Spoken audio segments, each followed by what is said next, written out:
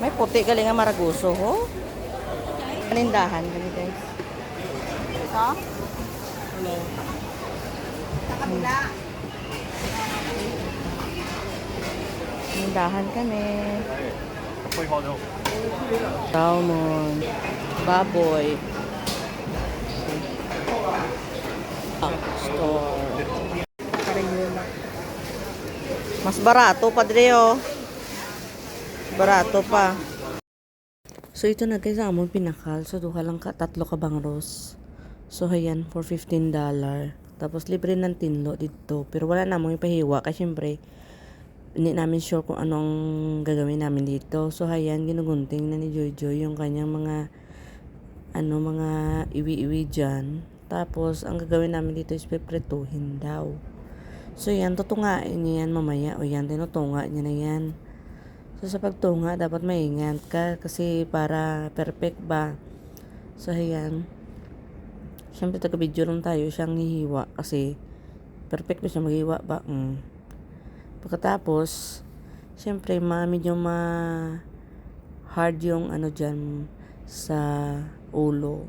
Hard pa talaga. So, kailangan yung pupukpukin, guys, ng na yan, parang martilyo siya. Para matunga yan.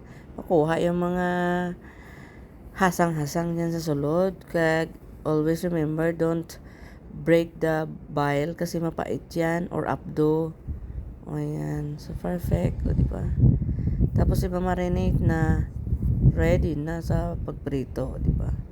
So, yan nga. Struggle is the key talaga. So, yan. Para easy na siya mag-slice. So, yan. So, kung susumahin mo siya, guys, $15 times 42, depende sa bayluhanay. Ito pareho lang sa Pilipinas, pero medyo dako-dako ni. Or, depende sa kadakoon. So, ayan. Iwan ko ngayon kung ilan ang kilo ng bangus Pilipinas. Matagal na kung di na malingki. Uy. So, ayan. Iningatan namin na madugmok ang mga kasudlan yan, agarang-hasang. Diba? Masuggest pa ko dira. So, yan, pagkatapos yan, hugasan na natin at ipat dry na. Diba? Meron din depende, meron mang isda na mura, depende sa kilo. Meron namang hipon, depende sa klase. Meron na small, medium, large, or king prawn, or merong brown, merong puti. So, depende din. So, dito, pag makita ka talaga ng wet market, mura. Pero pag sa shopping, siya, sa inside the mall siya, medyo may pagkamahal. Siyempre, iba na to kay ara na sa mall.